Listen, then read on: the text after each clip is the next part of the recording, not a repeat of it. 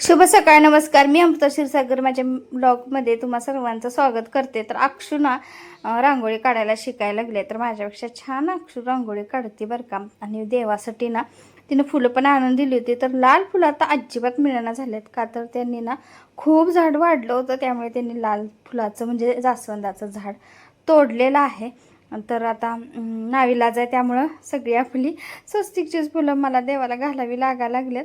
आणि इथं बघा, तर गाईची पिल्लू कशी बसली होती, तर दोन एकदम बसलेत आणि एक कसं पांढरं शुभ्र आणि एक ब्लॅकमध्ये. तर किती जोडी छान दिसत होती आणि भरपूर तिथलं गवत त्यांनी खाऊन थोडंसं रिकामं केलं होतं आणि त्यात बसली होती.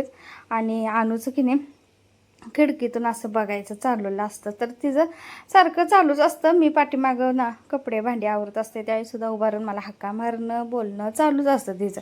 आणि इथं अनुला ना हा ड्रेस घालायला काढला होता, तिचा आवरून तिला घालवायचं होतं शाळेत. आणि हिरवे मूग जे आहेत ना त्याची आमटी म्हणजे पातळ रस्सा भाजी म्हणू शकता तुम्ही, तर ती करत होते. आणि ना थोडंसं मूग भाजून घेऊन कुकरला शिजवले होते. तो काय व्हिडिओ केला नाही, ती मी केलं होतं नंतर तनूनं फोडणी टाकली. तेवढं कांदा वगैरे लसूण खोबरं असं घालून ना, तर खूप छान रस्सा भाजी झाली. आणि विशेष म्हणजे ना भात आणि ती भाजी इतकं छान लागलं ना, तर खूपच छान भाजी झाली होती. तर थोडंसं आणू खाते, त्यामुळं थोडं कमी तिखट असते.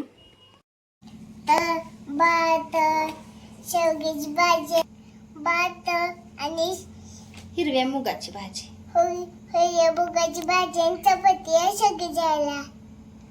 खाऊन दाखवते. छान झालंय.